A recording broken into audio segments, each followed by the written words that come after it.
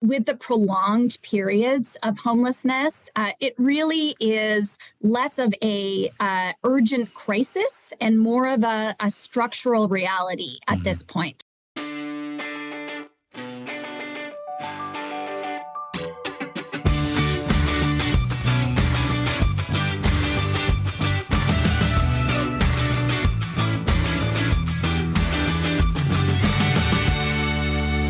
Frisco and Scott back on another edition of Closer Look, Friday version on this 16th day of January. The Association of Municipalities of Ontario out with their annual report on homelessness. The numbers are not good. No, and we talked about this last year on the show, and it's basically a year to the day that they've released the next report. Yes. And the number of homeless, from what they can tell now, they've done a lot of research for the different organizations and different municipalities counting. More than 85,000 people experiencing homelessness, up 8%. And the numbers are way up in rural and northern Ontario, which is not a surprise at all. We're seeing this just in the coverage in our communities, in our rural and northern communities. This has become a bigger issue as people are struggling with addictions and mental health, and then homelessness is getting worse. And so none of these numbers are truly shocking. They're not surprising. No. I do worry sometimes that people read them and get numb to the numbers, right? Because they see it all the time. There's a new thing out talking about how homelessness is getting worse. But what's interesting about the AMO report, and what's I guess optimistic, is they feel that there's a solution, that there's a way forward, and they are pushing for that solution. It's about an $11 billion solution over 10 years, right? Revolving largely around supportive housing and different types of housing. And they feel that this is something that if we have the political will to deal with, that we can deal with. And it raises a whole lot of questions because we know how much people care about this issue in our community. We see it with our own eyes. Right? It's something that's out there. So we talked to Lindsay Jones last year. She's with AMO, and she, in great detail about how they came up with their numbers, what they're seeing, what the municipalities are telling them, what they're struggling with, and what the way forward is in their mind. And now a year later, they're doing the same thing, and the way forward is the same, but the numbers are worse. So we're going to chat with Lindsay about what they found and where we go from here. The Association of Municipalities has released brand new data that shows homelessness in Ontario continues to rise, and in some regions of the province at staggering levels. In all, 85,000 Ontarians were homeless in 2025. That's an 8% increase over the prior year. And if swift action isn't taken, that number could easily double over the next 10 years. Lindsay Jones is the executive director of AMO and joins us tonight from Toronto. Lindsay, welcome back to the show. We appreciate your time. Thanks so much for having me. Okay, Lindsay, we'll get into the specific numbers here in a sec, but when you look at this updated data, is Ontario in a homelessness emergency or something even more severe than that? Yeah, I think that with the prolonged periods of homelessness, it really is less of a urgent crisis and more of a structural reality at this point. It doesn't mean that we can't solve it, but it does mean that we need to look at the challenge in a bit of a different way. All right, so here's what we know. Homelessness grew nearly 8% in a single year. What's driving that acceleration right now, Lindsay? Well, I think it's all of the factors that have been driving this really significant increase in homelessness, really since the pandemic. We've never recovered as a province since COVID and all of the disruption there. So there's both really long-term underlying factors like underinvestment over the past 30 years in social services, like income support or affordable housing or mental health and addiction support. But then this is coupled as well by those economic headwinds and the really acute affordability crisis that many Ontarians are facing, particularly when it comes to food and shelter. So all of those are really coming together to see this really significant increase over the past few years in homelessness across the province. It's a great point. These are a lot of those issues we talk about on this program all the time, especially it feels like every couple of days we're talking to a guest about an issue and the pandemic rears its ugly head, right? We just can't seem to recover. Just how hard has it been to move past that, Lindsay, on this issue?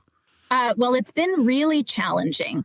And at first it was because we didn't really have a full understanding of the scope and scale of the challenge that we were dealing with, which is why AMO partnered with our service managers in the municipalities and OMSA and NOSDA, the two organizations that represent them, to really undertake a big, broad-scale study of the issue to really understand what numbers are we talking about? Who are these folks? Where are they? And what do we need? So we've at least made progress on that front. And now it's really about, okay, so how can we galvanize the political will and coordinate all levels of government to really tackle this crisis head on? We're definitely going to talk about that when it comes to solutions and what the way forward is. Just with the data for a little bit more, the other thing that's very stark is that the homelessness problem has grown significantly in rural and northern Ontario. We're seeing big jumps, I think 30% more in rural Ontario and 37% in northern Ontario. What is it about those communities, why they're being hit so hard lately, Lindsay? Absolutely. Well, and typically folks will have in the past assumed that homelessness really was a large urban challenge. And as you said, those numbers really show that that's not the case. Again, there's lots of different factors contributing to this. The smaller tax bases and big geographic areas that you find in the north really don't lend themselves very well to the system of social supports that we have here in Ontario. Everywhere else in Canada, the provincial government is responsible for funding and managing things like social housing, funding all of the social services around homelessness. Here, it's the municipalities. So it's on this property tax base that is really not set up to be able to fund this. Then, of course, you have really compounding factors like on the demographic front, the really significant Indigenous population in the north. In our report this year, the number of measured Indigenous individuals who are homeless went up by 25%. Yes. Now, there's a lot of complexities around measurement there, but there's no question that Indigenous homelessness is a huge part of this challenge across the province, and nowhere more so than in the north. I think we know some of the answers, but can you talk about what's driving that particular piece of data? So, I mean, a lot of this is a result of the structural issues that we see across the province in terms of that intergenerational trauma. Indigenous people in general experience worse outcomes when it comes to income, when it comes to employment, in large part traced back to this, historical legacy around colonialism. There are ongoing barriers in accessing the kind of services that folks need to be able to get help because of this, a lack of culturally appropriate services. So all of this really contributes to this really growing challenge of Indigenous homelessness. And going back to what you said earlier, we really do hear this refrain a lot from northern mayors, for example, just talking about how more and more of what would be a provincial jurisdiction is lumped onto them, that they have to deal with that. But we feel like we've been hearing this for a long time. I mean, Lindsay, people have been saying this for a while. Absolutely. It is definitely the case that municipalities have been saying it for a long time, and so have we at AMO. But it doesn't mean that it's been solved. We have seen some additional investments, both at the federal level and at the provincial level, when it comes to getting at things like homelessness, mental health, and addictions. But it really is a drop in the bucket. We need to be able to really kind of marshal all of our resources to tackle the problem head on, but then also to invest in the services and the systems that are more upstream, that are really kind of contributing to the problem to begin with. Lindsay, let's talk about encampments for a sec, because they've also continued to grow. Nearly 2,000 across the province last year, compared with about 1,400 in 2023, that according to your report. Most are small, typically involving fewer than 10 people or so per site. But can you speak to that data for us? Absolutely. So encampments are definitely a hard thing to manage, because they can be as big as, 150 tents or as small as one or two. We have seen the number of encampments that we've measured go up. And the other notable element is that those encampments are everywhere, almost in every single community where we are measuring homelessness. The good news is that many of the very large, complex encampments in some of the large urban centers like Toronto or Kingston have been dispersed, and there has been progress there, being able to move some of those individuals into housing, and a lot of municipalities have put a lot of resources into that. But the reality is that the enforcement approach that the province has really leaned into, giving municipalities and police services more tools to be able to enforce their way out of this problem, really hasn't gotten at the root causes. It just kind of disperses the problem and moves it around as opposed to actually addressing it. It's a great point.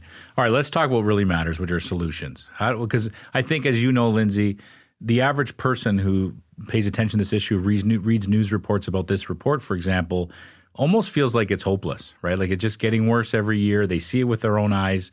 It's upsetting to them. They want there to be a turnaround. They want us to be able to figure this out. What are some real solutions to this? Right. And I do think it's a really important point to make, which is it is absolutely not hopeless. We do know how to solve these problems, and other countries have solved them before.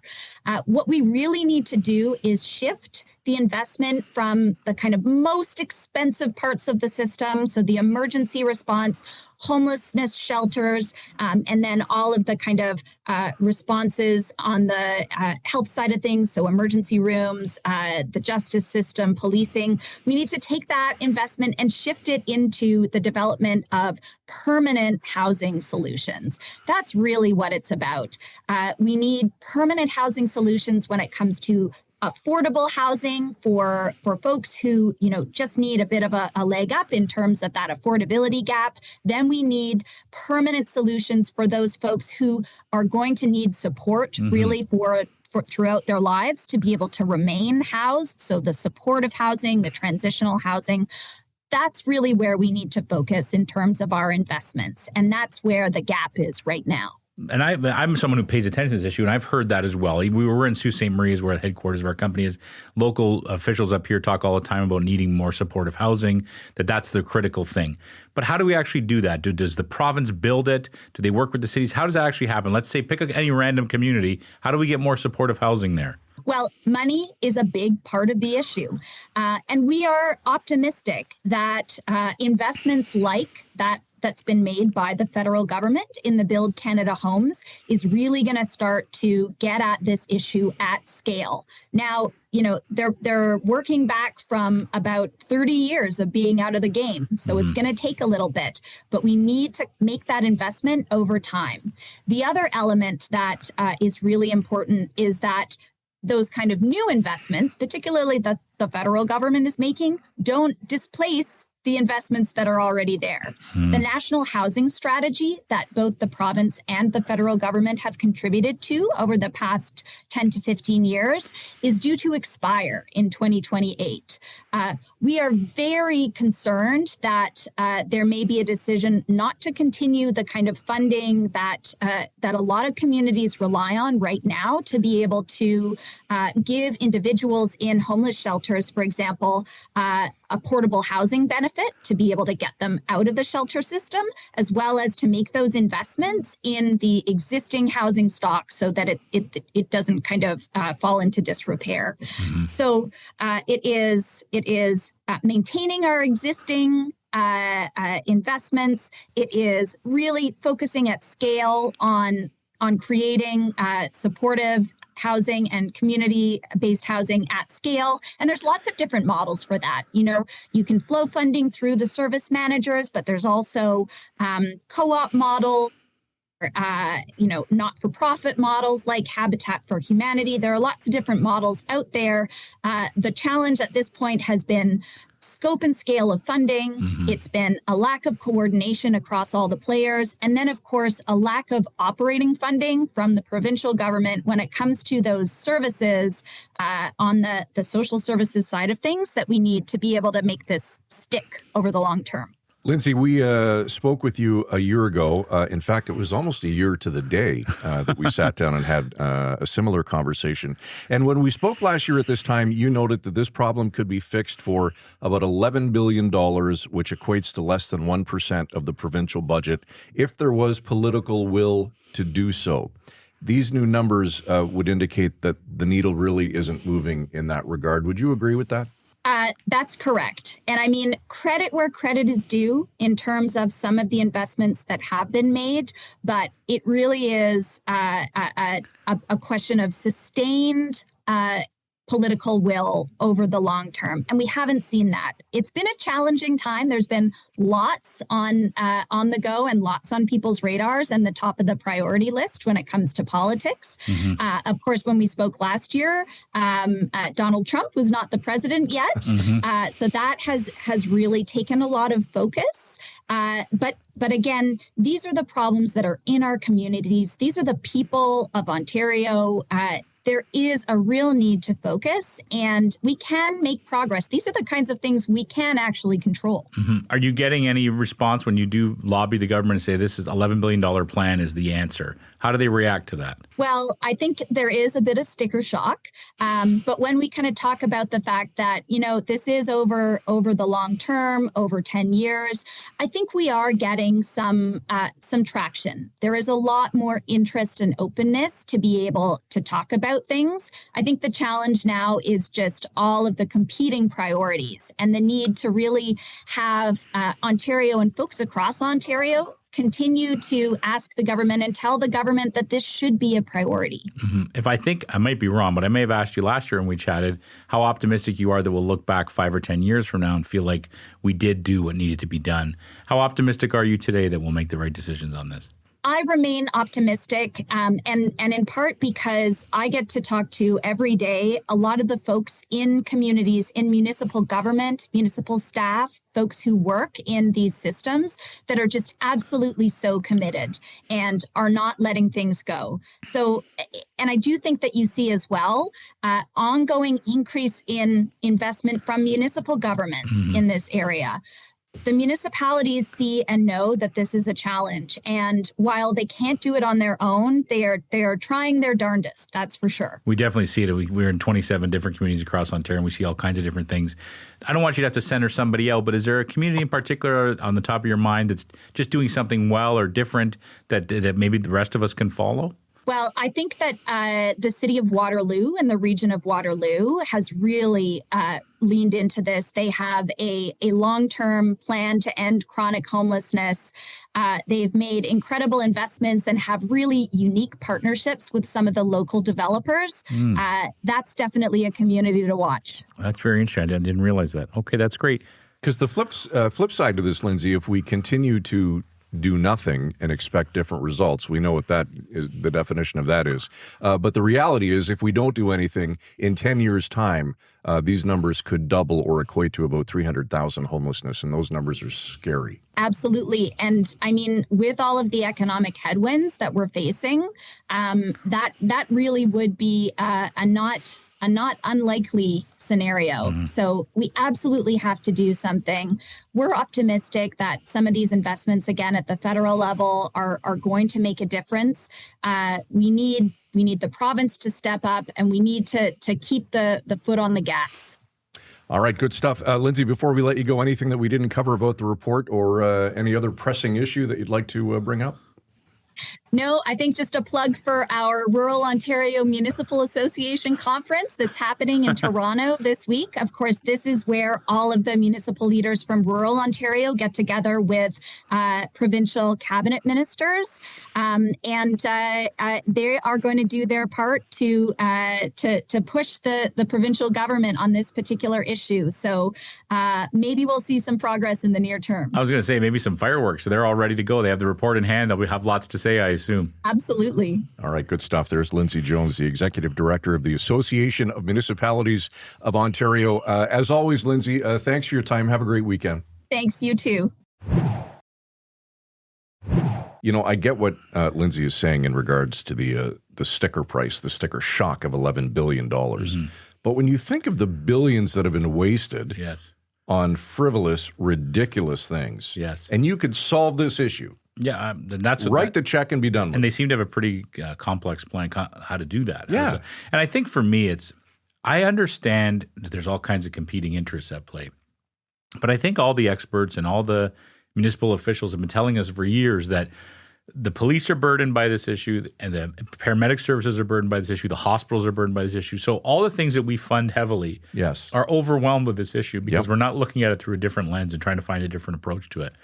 And my thinking would be if you're spending that money anyway on the paramedics who are responding to these calls, the police who are spending more and more of their time dealing with this kind of calls, let's figure out a different way. I think it's a no-brainer to me. And it's also there's no way this isn't one of the biggest issues that people in every community are concerned about. Yeah. There is a population of people struggling with homelessness, struggling with addiction in every community of Ontario. Yes. Some worse than others. They see with their own eyes.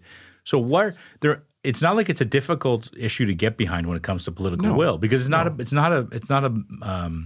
behind the scenes issue. It's right in front of everybody's face. Yes, absolutely. Let's fix this. Then we can build a dumb tunnel. Really? You said it. I mean, Jesus. All right. Well, how much was the tunnel? They don't have a price tag. They don't have a price tag, but were they not talking hundreds of billions? I don't. The government has said nothing. No, but we've talked about it on this program. Well, and that's a great point, right? I mean, that's an example of like, okay, there's one thing that we know is a big problem and what we can solve it with this much money. Yes, and then there's another problem that we think we might not even solve if we do it, and we don't know how much it's going to cost, but we're going to do it over my dead body. So I mean, there's a lot of things to take into consideration. Yeah, there's no way that this isn't one of the biggest. We know it from our own polling that we do on our Village Media sites, and most of our communities. This is the top 3 issue that is concerning people, especially in Northern Ontario. That's the thing that's not a shock at all. The fact that this is becoming worse in the north and the numbers are growing. We're seeing it. We see it. And our communities tell us that in their letters to the editor, in the polling responses that they give to what's worrying them, to the community conversations we've been having in some of our communities. Yep. These are the issues that people are concerned about. So, and they're not municipal issues. It's not up to our city halls to figure out how to give health services to people struggling with mental health. But in a lot of cases, they're the ones left holding the bag. That's holding the bag, right? So you mentioned polling. I want to shift gears quickly here before we pack up and head out for the week. We ran a poll. We send out a weekly email here across Village called The Plus Side. There's a poll on it that just came out today, and we've talked about this. Should the Ford government sell the U.S. booze, which is currently being stored due to the tariff situation, with a portion of the proceeds going to help charities across the province? 86% are in favor. Oh, really? When did this poll go up today? It went out today. Yeah. Wow. And how many? You get a lot of people voting? At last check, it was over 600 people. So it's a significant number. It's a good number. Yeah. 86%. Well, they're not going to do it, apparently, as we've talked about. There you go. Maybe we just keep lobbying for it. Yeah, people would think it's for selfish reasons. Seems they're not going to do a lot of things. But I digress. All right. Closer look at villagemedia.ca. That's our email address. And, of course, closerlookpodcast.ca is where you can sign up. Thanks for your time this week. It's been a good one. We look forward to next week. For Derek Turner, executive producer of this program, Michael Friscolanti, our editor-in-chief here at Village Media, I'm Scott Sexsmith. Thanks for your time this week. We appreciate it. We'll see you Monday night at 7. Got a great show Monday, by the way. Have a great weekend. Frisco and Scott's Wardrobe provided in part by Moores, Sault Ste. Marie.